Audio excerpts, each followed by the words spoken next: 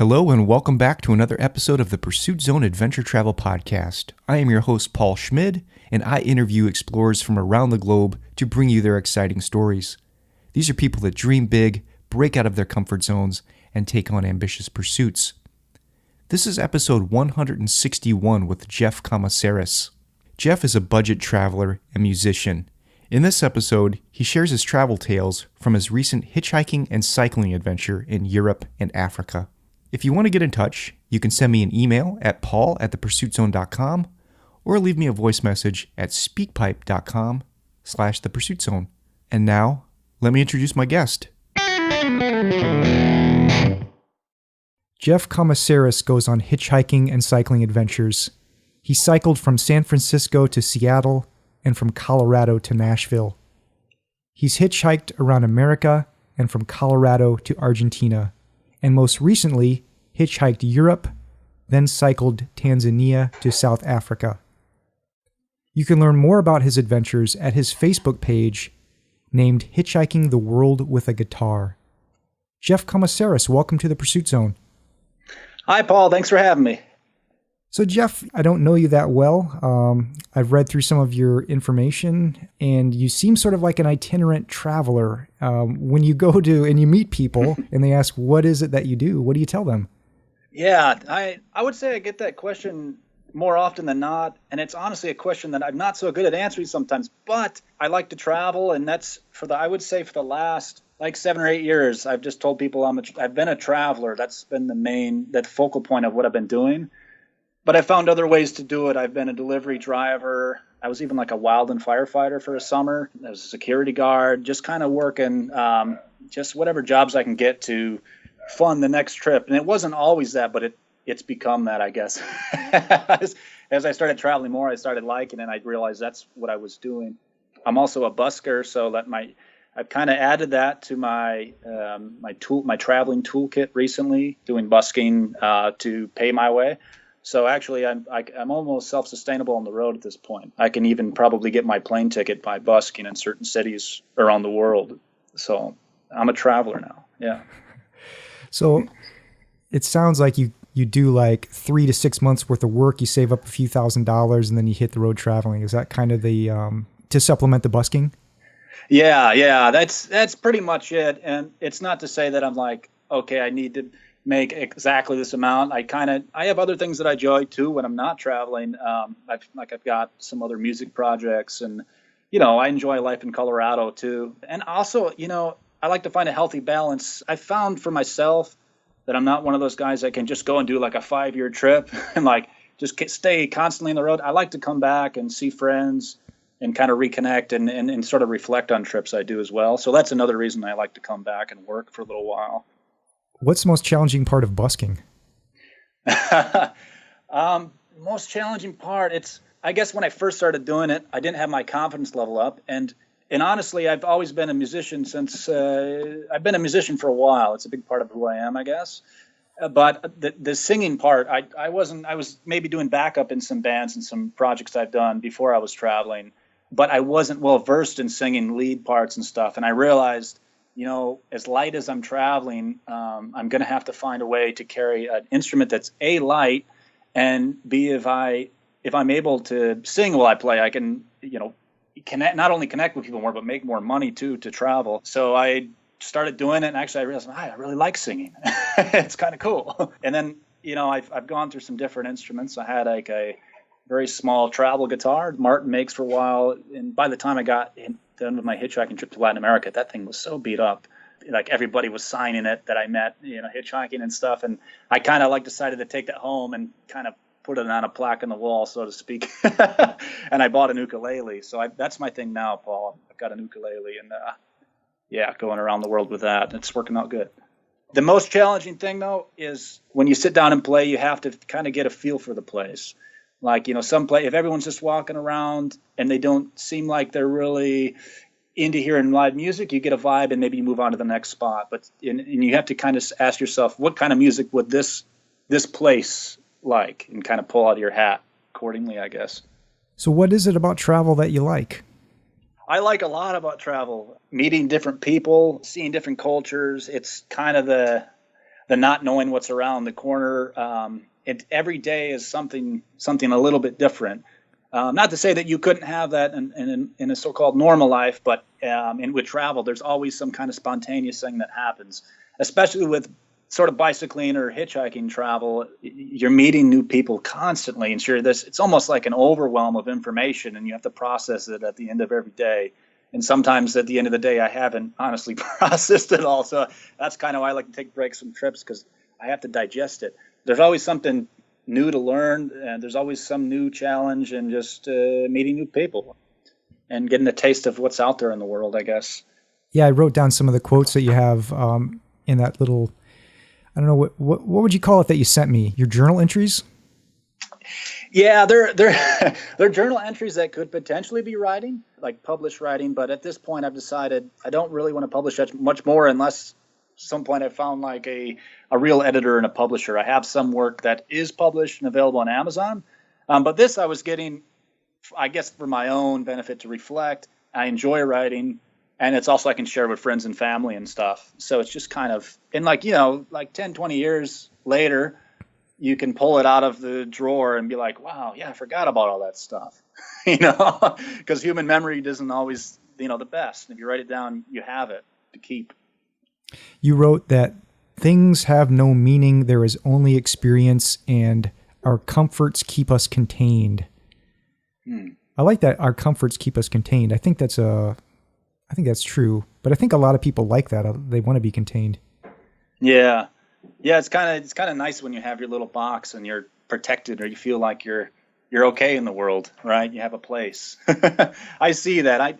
And that when I said that, I'm not, I guess, not trying to come across like, that way, or the other end of the coin, like putting roots is a bad thing. I think it's a great thing as well to have some balance in your life. But what I was saying is, like, there was a guy, he picked me up hitchhiking somewhere in America. I can't even remember which state I was in on my Hitchhike America trip for 6 months. And he said to me, we were talking about this kind of topic, and he goes, have you ever seen a hearse towing a U-Haul trailer? And I said, it's like, no, I've never seen that. And it's like, it just doesn't happen. And I guess the point he was trying to make you think, if you think about it, like, you don't get to carry your stuff with you. When it's said and done, nobody says at the end of it all, like, I wish I would have collected more things. I guess a thing could have some meaning. On the other hand, you could have a photograph and that has some meaning, or something somebody gave you on an adventure or in life, and that has meaning. But like the stuff you fill your house with, that can kind of bind you to a place. The mortgage you get for your house, that can bind you. You're stuck paying that. Or, not to get too political, but our modern society kind of encourages us to live and work and not the other way around. We're led to believe that the only good life is one involving the lives we see on TV, where the standard is like a 2-car garage, a giant house in the suburbs. But, I don't know, like one day the bank could come and say, like, well, you didn't make this payment, you lost your job, we're going to take the house back. I think that could happen. It's like a worst case scenario, I suppose. But like experience, you can't really box that up and sell it. I don't think. You have that, and it can't be taken away. It's something you inherit, you have inside you now. Yeah, I guess that's what I meant by that. Everybody has to find the right balance in their life. It's something I struggle with all the time, between putting down roots and wanting to travel more. Yeah, don't we all? I think, in a way, right? So why hitchhiking and cycling? Why have you kind of honed in on these two modes? I guess I have to go back to the first time I ever hitchhiked was in France, and that was approximately maybe 8 years ago. And at the time, I had bought a bicycle, like a pretty cheap bike in London, for like 50 quid, about $50 or so. And it was a good bicycle, but not a great bicycle, obviously, for that price. It took me all the way from basically part of England. I took a ferry to Dunkirk, which is in the north of France, and took it all the way down to South France. And by the time I got there, literally the back wheel was rocking back and forth like a taco. And the spokes were just like broken and falling apart. And literally I was like, I have to get this bike fixed. I can't ride it anymore. And I was like, well, what am I going to do? And like, I'm in the middle of like farm country. There's nowhere I can go. So I just kind of decided I was going to try hitchhiking. That was the only thing I could think of. And I made this really nice French couple, brought me all the way into the next city. I can't remember what city that was. Yeah, and I was able to get the bike fixed up. Actually met with a friend from Boston, and we fixed the bike up and continued the ride together at that time. But, I think that hitchhiking experience, that kind of planted a seed, and I started, doing a little more research about hitchhiking and, reading a lot of books and stuff on the internet.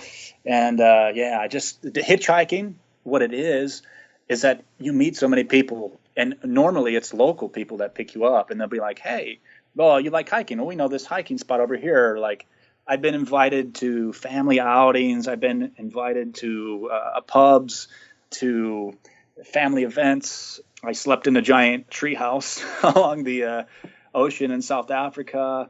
I was maybe working a job for a couple days, all kinds of like possibilities. And the bicycle part, I like that because it's you're able to get exercise, so you can indulge in whatever kind of food that you want on the road. Yeah, you're able to, and you're able to travel freely. It's very cheap. You stay in shape. I found like on a bike is really conducive to meeting people because it's very open. There's no shelter, nothing boxing you in. You can just stop and say, hey, there's a farmer on the road. Talk to him. Whether you're in Africa or America or Europe, it doesn't matter.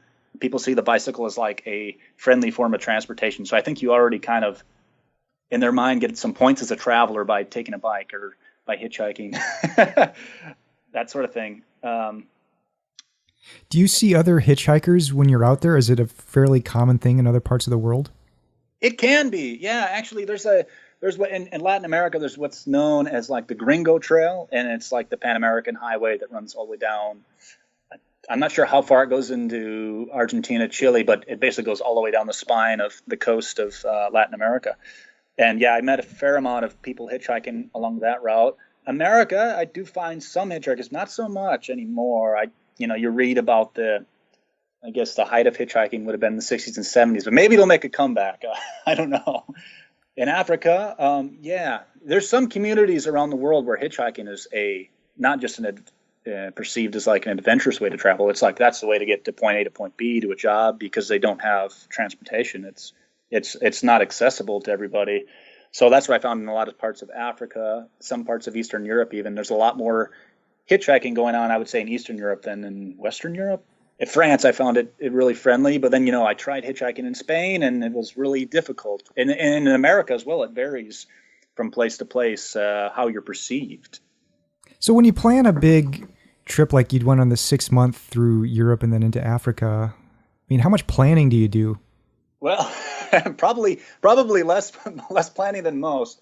I read a lot of books about different cultures, and if I'm going to go to a place, I try to get some books from the library about that particular country, but try not to overindulge myself because I don't want to fill my head with too many preconceptions. I want to kind of go there a little bit blind, but I do put a little research in, and also I research, the visa requirements. I'm coming from the States, so, as an American citizen, what kind of visa do you need? How much does it cost, et cetera.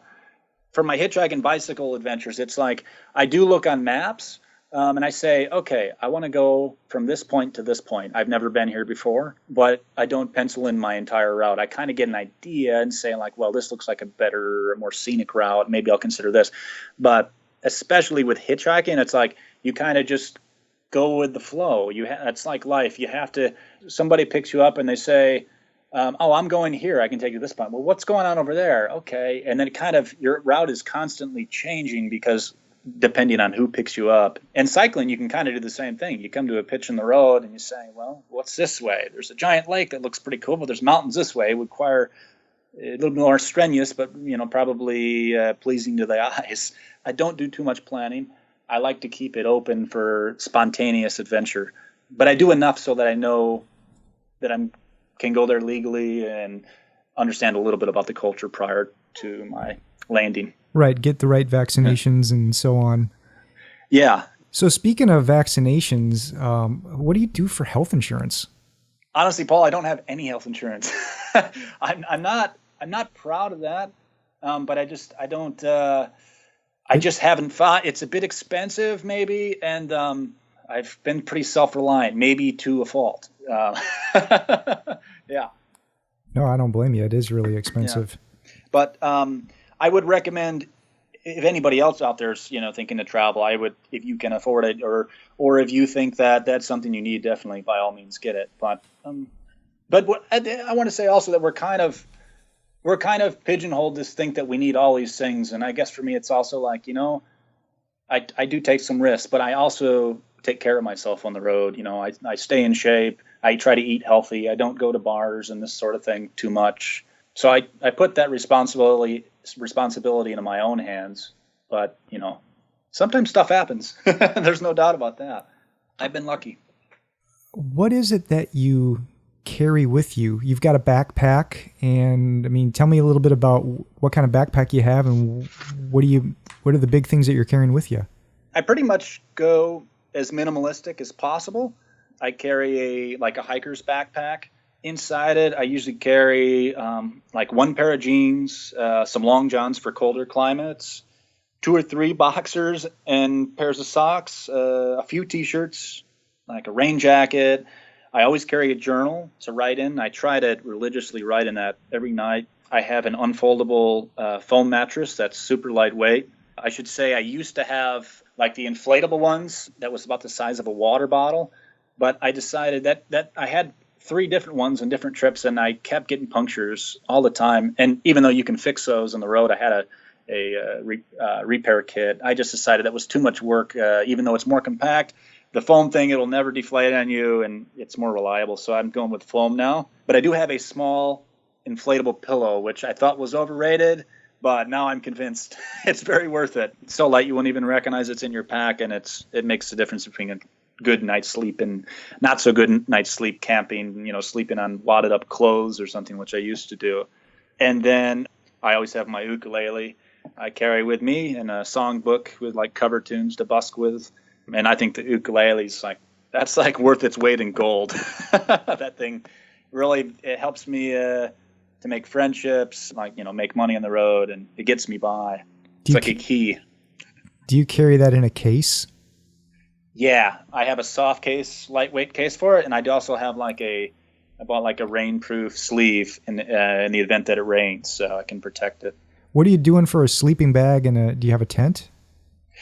I don't carry a tent, and that's, if I was doing, say, a long hike like Appalachian Trail or something, I would definitely carry a tent or something kind of heavy-duty campus, something better more than what I'm carrying. But no, I just carry the sleeping bag I have is rated for, I think, -20 degrees Fahrenheit, technically speaking, but, you always add about 10 degrees to those, I feel like. But it does do pretty well. And then I also have a sleeping bag liner for that sleeping bag, which kind of adds some more warmth in colder climates. And then I have, like I said, my foam mattress, and I have a bivy sack, which the bivy sack is, it keeps me, if it rains, it keeps me dry. So that's important. But it's not like I have a tent where I have a lot of room at the end of the night. I sleep under the stars, which in itself has resulted in a lot of really great nights under the stars. So I enjoy that, actually. Let's talk about this latest adventure that you finished up, the 6-month through Europe and then in Africa. Where did you start in Europe? In Europe, I started in Iceland. I flew into Reykjavik, and I flew from Chicago to Reykjavik. I'd always wanted to see Iceland, but I had bought that ticket for so cheap. WOW Airlines was running a special $100. You just had to pack really light to meet the requirements without extra charge and all that. But yeah, so I started in Iceland, which by the time I got there, it was late October. It was already going into wintertime. So I just kind of stuck to the south, did some hitchhiking and some hikes there, and it was amazing. So yeah, I started there, and then I went up. What did I do? So I was in Iceland for about a week.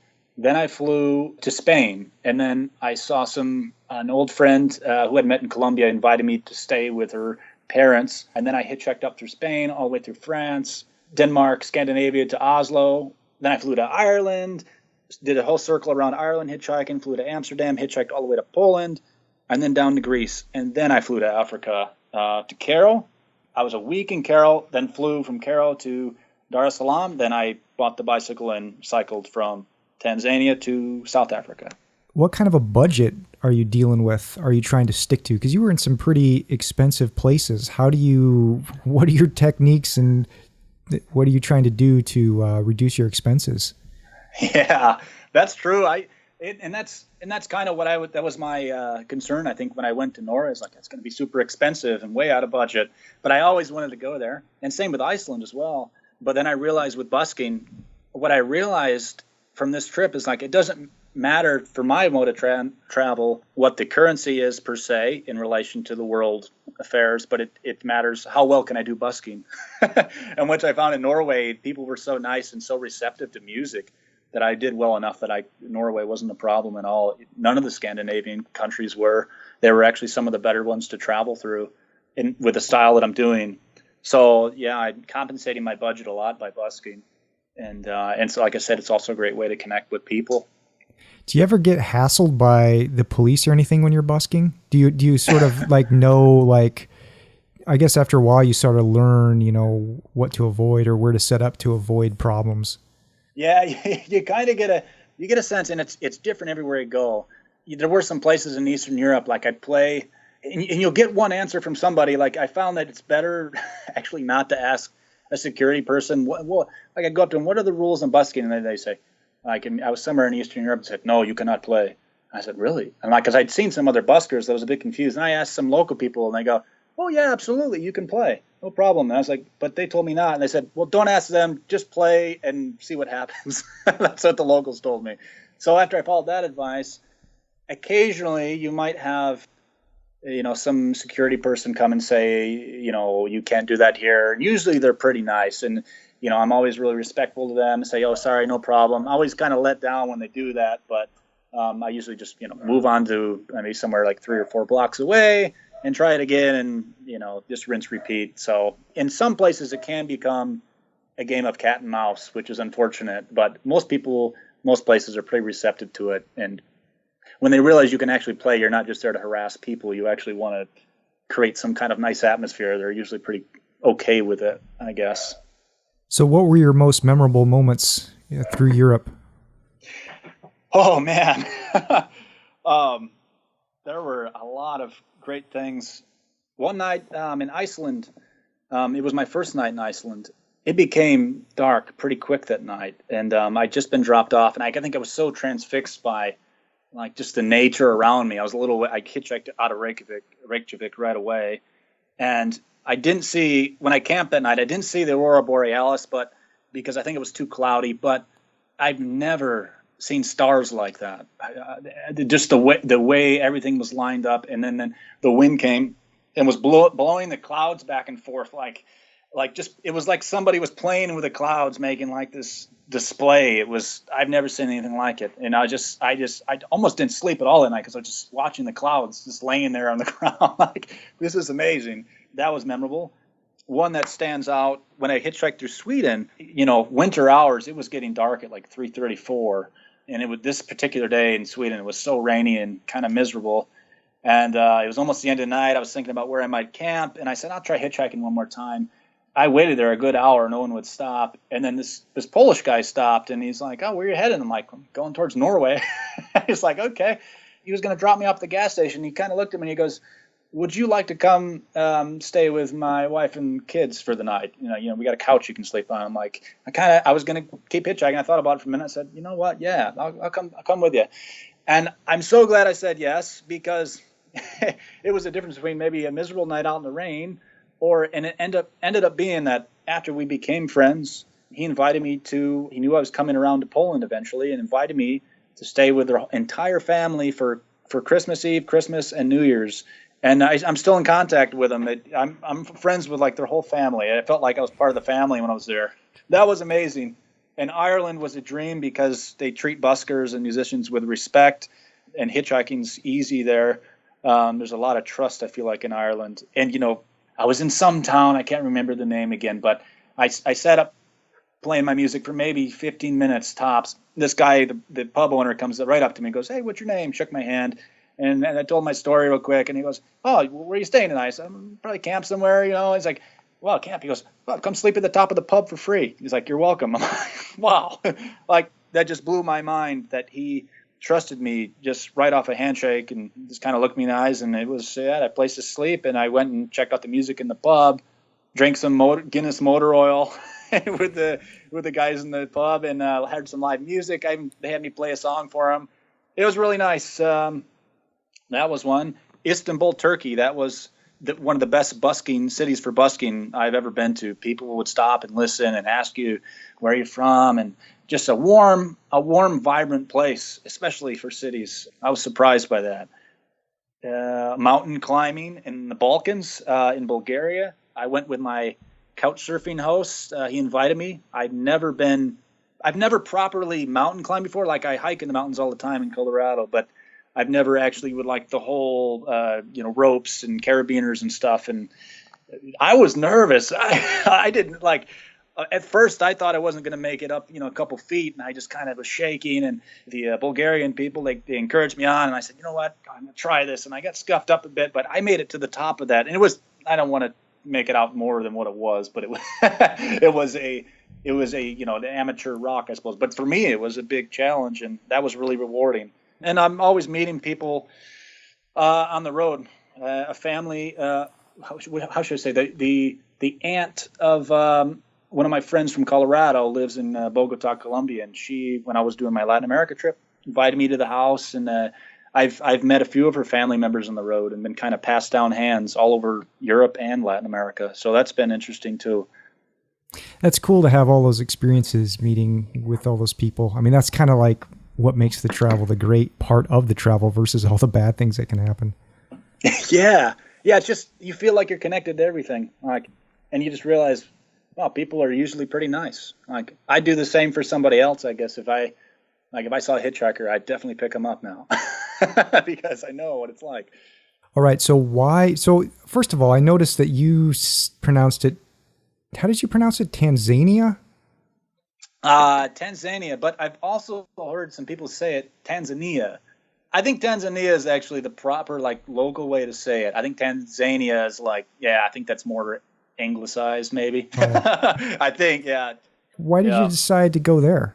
From what I'd heard about Tanzania is that people were nice there, warm people. Also that it had a lot of national parks and a lot of wildlife. I could have started a little further north, like Kenya or Sudan, but there's the visas were quite expensive, and also I felt like it would be a good starting point because of the national parks, and it was not so industrialized. To the north a little bit in Kenya, everyone's told me it's quite industrialized. Not that you can't find national parks there, but it just seemed like a good sort of middle point in Africa to start my trek. And I still got a taste of the northern Arabian Africa part by going to Egypt. So I was kind of satisfied with that. What's Dar es Salaam like? Oh, Dar es Salaam. It's an interesting city. It's very busy and a little hectic because it's one of the commerce capitals. It's the country's commerce capital. There's a hustle and a bustle to it that's undeniable. It's very hot because it's near the equator. It's a bit tropical. It's pretty humid. But also, people are selling fruit, mangoes and exotic fruits on the side of the road. There's a good sense of community there. I feel like even though it's a city, people were tight together. Tell me about the bus, the Dala Dala? Yeah, the Dala Dala. Anybody that goes there has to ride the Dala Dala. Don't just take taxis. I don't ever take taxis, but I mean, for somebody that was even if you were staying in hotels and doing a more high budget travel, you should still get the Dala Dala experience if you feel because it will put you out of your comfort zone for sure. They cram about as many people as they can in this tiny little bus, and these buses are usually I feel like they're mostly coming out of maybe the 70s or 80s, and they've been fixed. They've got a lot of miles on them. The shocks are usually next to nothing left on them. The thing just bounces around making all kinds of noises. And they gotta, and the pace is fast in Dar es Salaam. Okay, get on, talking in Swahili. And then You get on the bus and you're just crammed in there. Usually, if you're lucky, you'll find a seat. But and people are pretty nice. Like even if you have to cram on, somebody will scooch over. So you've got and even if it's an edge or a sliver of the seat, you'll still get to squeeze in there. But you're sweating, you're hot, you're smelling stinky body odors. The guy comes around.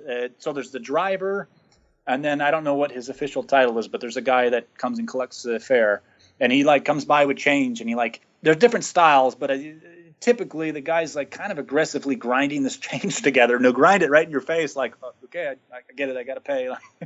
It's just you'll be out of your comfort zone, but it's fun in a way, yeah. You had mentioned in your writing the Swahili handshake. What is that? I was noticing how, and I still don't know exactly why they do it that way. But when you meet people, I've noticed they'll take their hand and not firmly like we do in Western culture, but they'll lightly grab a little bit past your wrist on your forearm and just kind of lightly grab. And it's meant as respect, but you don't shake hands with people. And I'd have to research to know exactly what that's about. But my guess would be it's something to do with the history of, passing. They know you can pass illness by shaking hands, and I think it's a sanitary thing. But I found that interesting that they shake that way. So you made it over to Zanzibar. What's that place like? Oh, Zanzibar is incredible. I love Zanzibar. I spent about a week there.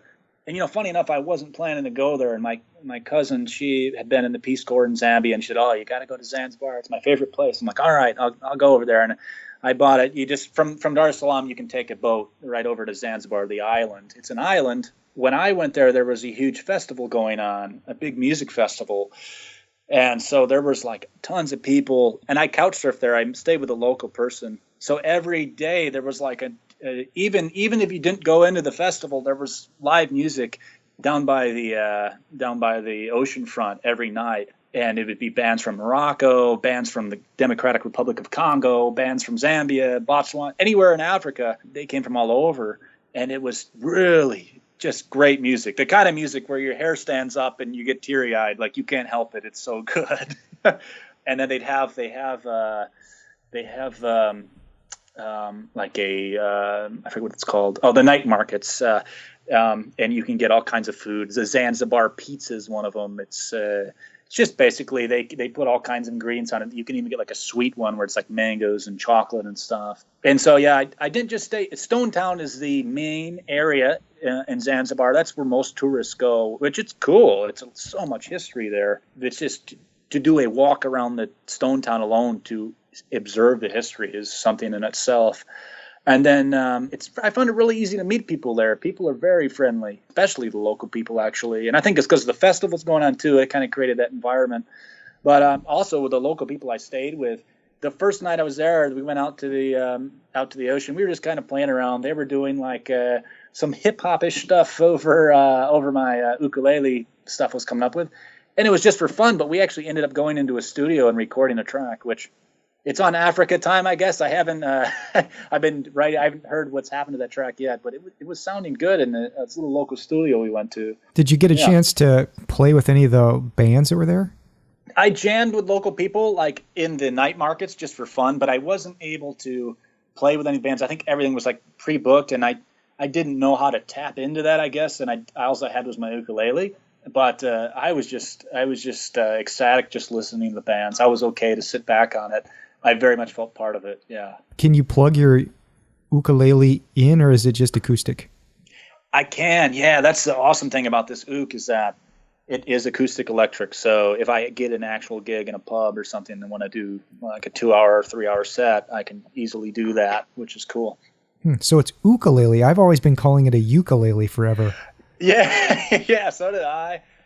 Somebody corrected me on that a while back. And I guess in Hawaii, where it's supposedly native origins, I think you probably trace it. Everything. You realize when you trace roots of instruments, you can keep tracing it back to something. But the ukulele is supposed to be from Hawaii, and they call it ukulele there. So yeah, I'm going with that, I guess. When you're on the road like this and traveling around, you have to make quick assumptions, I guess, about people when you meet them. And in your writings, you had like 3 criteria that you listed as, these are the criteria that help me determine if this is a good person or a bad person. What are those criteria? On the road, you learn to size up people pretty fast, and it's not necessarily like a conscious thing, but yeah, I would say within 10 seconds, I can kind of size some people up. I've become pretty good at that, I think, by determining, like, if you get in someone, when you're hitchhiking, for example, like, are there beer bottles thrown around the car? Like, that's kind of a sign, okay, this person's maybe not the best to ride with. But other than that, yeah, do they make eye contact?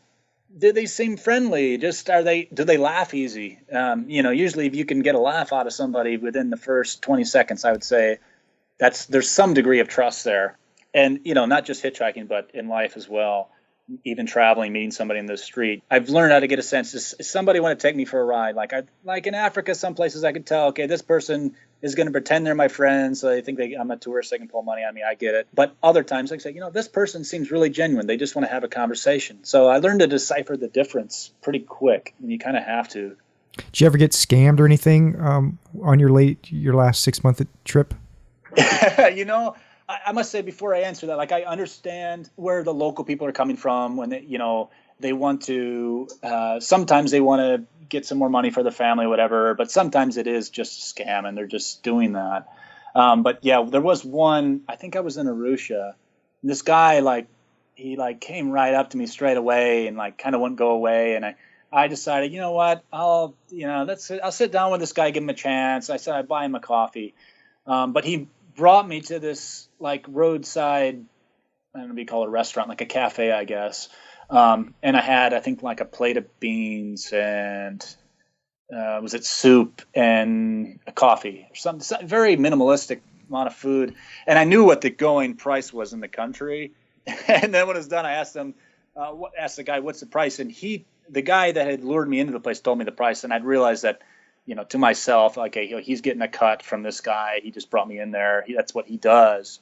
I figured it out in my own mind. He collects, people perceived as tourists, brings them there, gives them a special price, and then that's it. But then he was also trying to sell me some other stuff. So I wouldn't call it a scam, but I've definitely been had a few times. But I guess the beauty about the way I'm traveling, I'm not looking to buy package deals and stuff, so I can't really get scammed that bad because I'm just not buying anything. Yeah. I just want to have some human experiences and have coffee with somebody and what's life like here, sort of thing.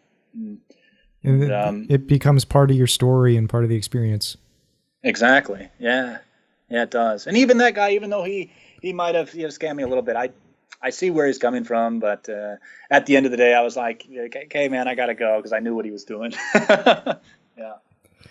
At what point did you decide that you wanted to get a bike and start cycling on this trip?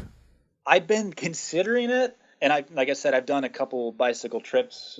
I don't know if I said that actually. Bicycle trips prior, bicycling from Colorado to Tennessee and around Europe a bit, San Francisco to Seattle, and I've had those. I love bicycle touring. And when I got to Africa, I'd been thinking and considering, should I do it hitchhiking or bicycle? I knew it was going to be one of the two. And I kind of came to the conclusion, it'd be nice to do a combination of the both, because then if I don't feel like hitchhiking or if it's a hard place to hitchhike, I just pedal away and I'm on the open road and I feel great and I'm getting some exercise, and that would be awesome. So from Dar es Salaam, I ended up hitchhiking north to northern Tanzania, and it was in Arusha, which I made it to eventually. There was this, it was a giant red and black bike just sitting out the front of this guy's shop, and it was just kind of beckoning me to, said, you should take me. And, it wasn't just that. And I would say I was on the fence about buying it even then. But after I met the guy that was running the shop, I got a sense, yes, he was trying to sell me a bike, of course, but he seemed like a really nice guy. And, I knew he had a family, and I felt like I would be helping him out a bit by buying it. He was a friend of a guy who I'd got a ride with hitchhiking. So I said, you know what, this is what I should do. And so I bought the bike. He even installed a rear rack on it so I could put my heavier things such as sleeping bag and food and bungee it down to the back and not have to carry all the weight on my backpack, because I was just carrying a backpack on my back and just cycling around with it after that.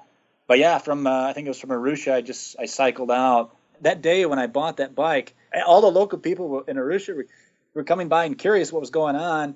And I was buying the bike, and they asked about the instrument, the ukulele, and they asked if I could play a song or two. And I said, sure, no problem. And I started playing and singing a song in this sort of busy, dusty street corner. And like people were popping out of their heads out of offices, coming outside. And like there was a great commotion and everybody was gathering around. It was great. Really good energy. There was this lady that drove by in a pretty nice Suburban. And she called me over after the song and she asked me where I was planning to sleep for the night. I told her, well, I'm going to do a bike trip. I'll probably camp somewhere tonight.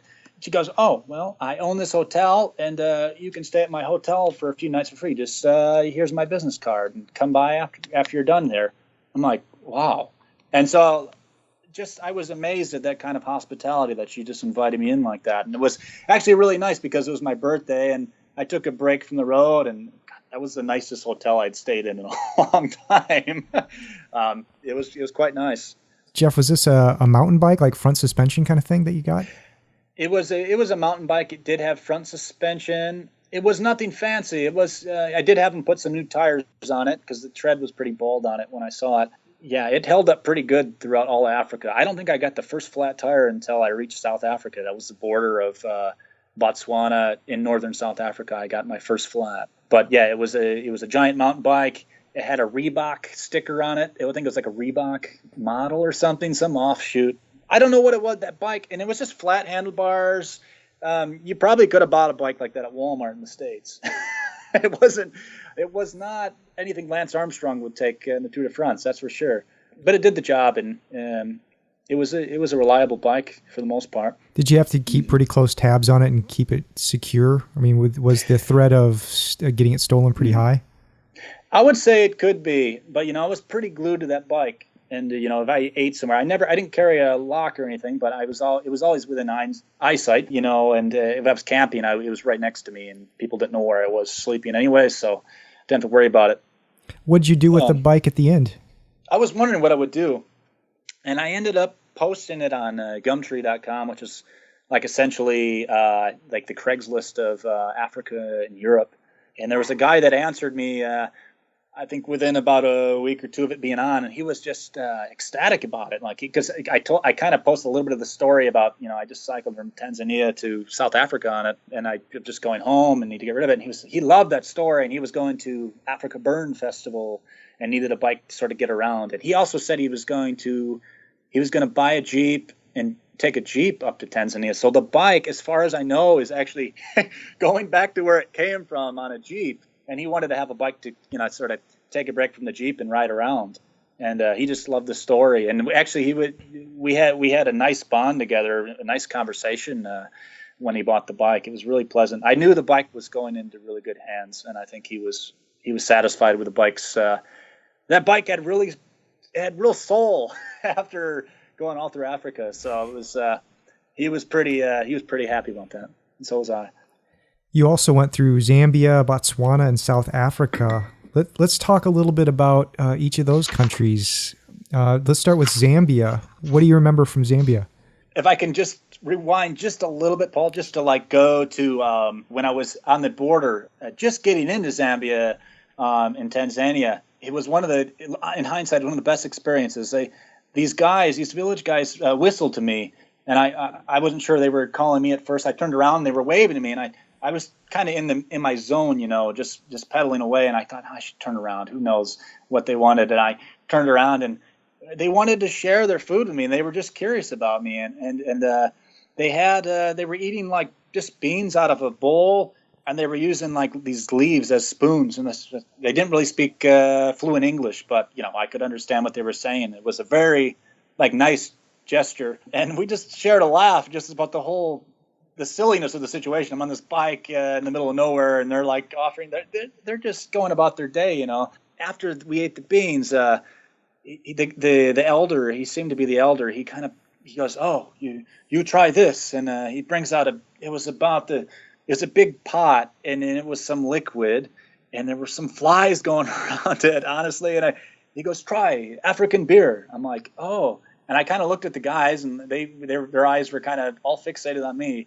So it's like a bit of suspense built up, I think they saw I was a little I wanted to try it, but I was a little skeptical. So the guy, one of the younger guys, just took it and slurped some of it, and then he kind of looked at me like, "See, it's okay." You know, okay. So I took a bit, slurped a bit, and they were like, they all cheered afterwards, and like everybody was laughing. But it wasn't. It wasn't that good, honestly. It was bitter, but you think what had gone into making that is really amazing. It wasn't a Guinness, but it was okay. So Jeff, do you have a pretty strong stomach, or did you find yourself getting sick when your travels through Africa?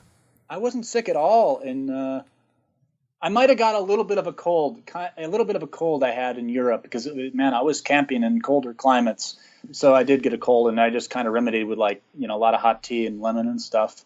But in Africa, I didn't get sick at all, and I was a little bit adventurous with the food. Like I ate what local people ate, but I didn't eat a lot of meats because I thought you could potentially get more sick off that. But what I've learned is that sometimes I think you're better off eating, and I do this anyways because it's cheaper. But eat food from when you're cycle touring or hitchhiking from the road, the people selling on the side of the road, because at least then you can see how they're preparing it. Like if you go to a restaurant or a cafe, it's behind closed doors kind of, and you just don't know how it's prepared, I guess. But I've been sick on other trips in Latin America. I got a little sick off the water from the tap, funny enough, which it was fine for locals, but for me, my stomach couldn't handle it. But I think I have developed a bit of a resistance in my immune system, I would say, because I eat a lot of different stuff. So yeah, you make it into Zambia, and what were your thoughts of Zambia? Zambia's a wonderful country. People are very nice. Topographically, it's really flat. It's just flat and forest and rivers and stuff like that. At least the section of it I saw to the main road that kind of cuts where I was going, essentially moving southwest the entire time. But I was impressed. The kids, they make toys out of the most normal stuff. You have maybe a milk jug and some milk jug bottle caps. So they'd make a little car. They'd pull on a string with it. There was one kid, he had a slingshot. I called him a slingshot kid, and he's it was made out of a sort of a forked branch and a heavy duty rubber band. And he's I use it to get trees for my village, or trees, sorry. I use it to get birds for his village. In Livingston, I made it to the city of Livingston, and I was invited actually to this Jolly Boys backpacker kind of a place where a lot of travelers and also local people hang out. I ended up talking to some local people who were musicians and artists, and one guy had amazing paintings. And they kind of called me over to this couch and said, "Hey, show us what you got with the ukulele." And we started jamming and became friends. Actually, one guy invited me to stay at his place for the night, and met him and his girlfriend. And then he said, "You know what, man?" He's like, "I really like how you play." And we were really vibing good together. He said, "Well, we got a gig in a couple of days. Want to accompany us, just improv on your uke?" I said, "Yeah, I'd love that." Wow. And that was incredible. So I played a gig at this hostel joint, and it was a lot of reggae music, which is not usually the kind of music I play, but it's good to sort of indulge in different styles, and I really enjoyed that. I went to Victoria Falls, which is that's pretty much, there's a lot of tourists that fly into Livingston. And then Victoria Falls is one of the main tourist attractions. I hitchhiked from Livingston to the falls one day, and that really is one of the most amazing things I've ever seen. Essentially a giant hole cut through the earth, and when you stand on the ground, you can feel it shaking, just the power of all that water just gushing out. So I did some hiking that day, and it was funny because when you're walking by, you see all these signs that say, caution baboons in the area, and, warning, don't keep your food out in the open. And I was aware of this, but I kind of let my guard down. I didn't think I'd seen the baboons on the trail, but I let my guard down for a minute. I sat down at this picnic table pulled up my sandwich, and lo and behold, this baboon it was like lightning speed. He just jumped out, snatched my sandwich, went back into the forest, and I think I might have shouted some explicits at him. I was well, he's just a baboon. He's not gonna. He doesn't care, and he just ate my sandwich right in front of me. And so after that, I started carrying like a hiking stick just in case. And I wasn't planning to hit them, but I just wanted to scare them off so they wouldn't take any more of my food. But that was kind of funny. It was in hindsight, it's a memorable experience. Yeah, that seems like an animal you wouldn't want to mess with. They're kind of scary looking with those big teeth. Man, they are, yeah, you wouldn't want to mess with them. Yeah, they've got like sharp canine teeth, and they could definitely do some damage. And I think they would. Like, once they get a hold of your food, you let them have it. You don't try to get it back. Make no effort whatsoever. All right. After Zambia, you were in Botswana. What was Botswana like? I can't really get the best read off Botswana because I was only there for a couple days because I essentially hitchhiked with a bicycle for most of it because I wanted to spend a little more time in South Africa. Well, I crossed the border when you get to the southern tip of Zambia. The Zambezi River itself, which flows from I think it's the southern tip of Congo through Zambia and all the way out through Mozambique, out to the Indian Ocean. The river itself is the border between Zambia and Botswana. So I had to take a boat across it. I ended up talking to this truck driver who was also, he was just crossing the river to stay. I guess there's a cheaper hotel on the Botswana side for the night or something like that. But I was talking to him. He told me, they'll come by and because you'll be perceived as a tourist, they might try to collect money for a ticket, but just so you know, it's technically free. They just do that. I'm like, really? So this guy came by and you need to buy a ticket, sir? And I'm like, no, you don't have to do that. He just kind of looked at me like, how do you know that? Because I clearly look like a tourist on my backpack and cycle. So he just went away after that. And he didn't ask anybody else for a ticket. So it's just funny. And in the Zambezi River, there are crocodiles there, but I didn't see any at the crossing. Oh, yeah, hitchhiking through. So I hitchhiked a ride with a truck through the night. I think it was the first night I was in Botswana. And this is the reason I didn't want to cycle. I chose not to cycle through Botswana because there are more animals, I think, per square mile than anywhere. I don't know about anywhere in Africa, but for South Africa, it's probably one of the most densely populated areas with animals and dangerous animals. So imagine we're riding up on this big truck and you got the headlights on, and all of a sudden there's elephants right next to you almost, and we're going really slow just in case I guess they go out in the middle of the road. Everyone's seen elephants in zoos and stuff, and but really, to see an elephant that close in the night in headlights is like nothing. My hair was standing up. It's just you're awed at the power of this animal. Wow. And we also saw a hyena, which the local truck driver, he said, he was a hyena. He goes, if there's a hyena nearby, there's lions near in the area too, because the hyenas typically scavenge off the remains of the lion hunt. But we did not see the lions, but we knew they were in the area. So that was really cool. I should say in Tanzania, I also saw giraffes and wildebeest, all kinds of animals, because we had to cross through a national park there as well. Looks like you were kind of hugging the coast around South Africa. What were your experiences like there? Yeah, I really was. I'd read and heard good things about what's known as the Garden Route. And I even went a little further east than that, but I was really interested in the coastal areas of South Africa. But even crossing the border, my first evening, I guess, in South Africa, I saw on my bicycle, I pedaled 50 miles past the border, and I saw wild pigs. I saw wildebeest, a herd of zebra. I've never seen a sunset like that, like I saw that night in South Africa. So that was pretty cool. Everywhere you go, you find it's diverse culturally and topographically, but especially South Africa. You go 100 kilometers and the village you pass through will speak a completely different language. I guess that's true for a lot of Africa, but yeah, I really felt that in South Africa especially. And it was the first day I was in South Africa. I got my first flat tire. I was on the side of the road fixing it. It was really hot, and I was kind of taking, I think, the shade along the side of the road behind a signpost or something. And it was kind of desert-like landscape, real flat. And these guys stop, and they go, "Whoa, what are you doing?" And they kind of sized me up, and I sized them up, I guess, too. And they said, you want to just put your bike in the back of the truck and come to our house and have they said, they invited me for a braai, which in South African culture is essentially a barbecue, but you don't say barbecue there. They call it a braai.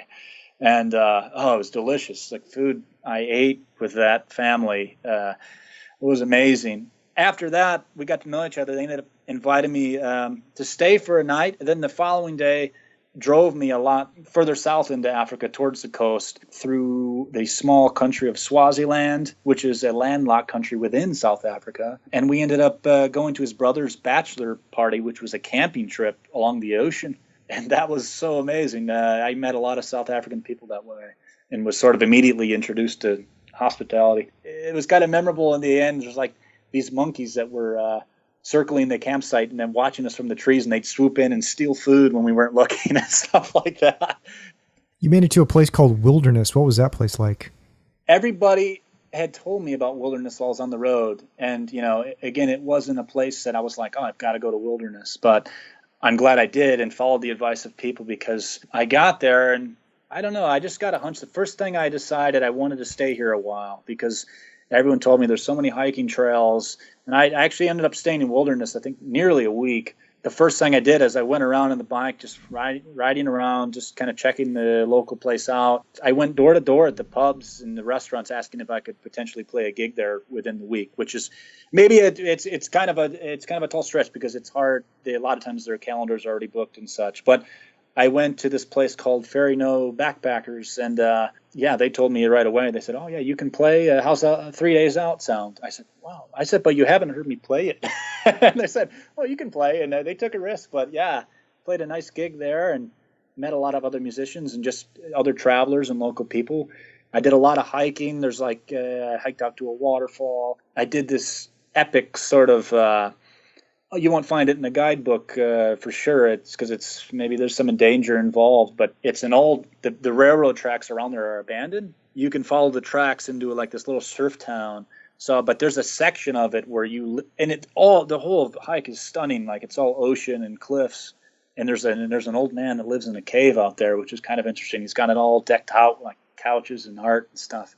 And I ended up doing the hike. And there's a section where you have to actually sort of step over the wooden planks, and below you there's the ocean. So even for me, it was stepping out of my comfort zone for sure, but that hike was so rewarding. I love that place. I met so many characters, and I met some people in Wilderness that actually passed me down to other people in Cape Town once I arrived. So I found myself in South Africa being passed down a lot. I hardly had to. I was often camping out of choice because I wanted to camp, and I had so many offers to stay, sleep on people's couches that I didn't really have to look for anywhere else to stay. Looking back on your 6 months of travel, what was the big takeaway for you? It continues to be that people are good, and if you're willing to step out of your comfort zone, almost every time you'll be rewarded, even if that comes with a set of challenges. In hindsight, it's a reward because you've overcome those things. And I don't know. And I also find that there's a consensus, it seems to be, that the world is like so dangerous, I think, in sort of the mainstream. And it's not just one particular country doing it. Just talking to local people anywhere. It could be anywhere in the world. It always seems to be they say, well, this next town or this next village is dangerous, so be careful. And then you go there, and then it's awesome. They're like, people are nice. And then they'll say, well, be careful this next town or country. It's a little sketchy there. And you go there, and, well, it's nice. And it's also, I think, on our mainstream media news, it's like, this country is very dangerous. And, maybe some things are happening, some places. But you go there and meet the local people, and you realize that some of these places that are labeled as so-called dangerous, the nicest people live there. So that one of the take-homes is just don't believe everything you hear, especially in the news. Go out and see for yourself and take a risk. Get a plane ticket and go. Africa especially gets nothing but bad news, or it's just not mentioned on the news at all these days, in other countries as well. So it's like, don't take what's spooned out of your TV, or take it with a grain of salt or a shaker of salt. Did you learn anything on this trip that you're going to be able to apply on to your next one? Yeah, definitely. One thing I learned is that I was in Norway, like I said, and when I was there, it was winter, so it was quite cold, and I couldn't do a lot of the hikes I'd like to do. I think I put a note in the back of my brain. I'd love to go back there and do that, and so that's what I'm doing next trip. I learned that I'd really like to hike in Norway, so I'm going to go there this summer. Also, I think a constant lesson I'm sort of reminded is that, like I said, most people are good. You can trust the majority of people. Well, there's varying degrees of trust, I suppose, but sometimes stuff happens in life and it seems like a very negative thing at the time. And, some doors close, but there's always another door that opens. And I think if in life or with adventures, you just keep an open mind and keep trucking on, and good things will eventually happen, I think. That's life, right? If somebody that's out there that wants to sort of get into this sort of lifestyle of travel that like you do, what advice do you have for them? I would say, and I'm trying to come at this from a humble angle, just to recognize that like, a lot of times, myself included, we make excuses for ourselves. Like we say, I'd like to do that trip or that travel, that mode of travel, but, I don't have enough money. I don't have enough time. It's too dangerous. You can list an amount of excuses, but at the end of the day, it's like if you can find a way to make that initial step, everything will be okay. You'll be able to make a path for yourself. So I would say take that first step. And even if that means, like, if you can't, I'm not saying you have to go, travel an entire continent right off the bat. Maybe if that even means going out your back door and bicycling to the next town over, wherever you are on a weekend between your 9 to 5, start there, because that's kind of how I started, I think. When I look back, in my 20s, I was doing marathons and running them in different states, and I liked running. That was just something I liked to do. And I realized it wasn't just the event. It was like I love going to different cities and meeting different people and seeing different things. So it's like kind of that led to that. So you never know what you do in life or in your travels. It could lead to a new spark. So kind of follow what interests you, I would say. And also, like, I would recommend people to make a plan, but don't plan too much. If you keep it open, it has more room for spontaneous things to happen. And I think that's where the magic lies. Like if someone invites you to a campfire via hitchhiking or any other sort of travel you're doing, like, accept that invitation, say, yeah, and like if you book too many things in your calendar, you're going to have to say, oh, well, I got to be here. And it's unfortunate. But if you keep it open, I'm not saying if you want to book something, do it, but don't overdo it, I guess. And my style is I pretty much don't book anything. I just keep it wide open. And I also would say, like jobs, careers, girlfriends and boyfriends, they come and go. At least they have in my life.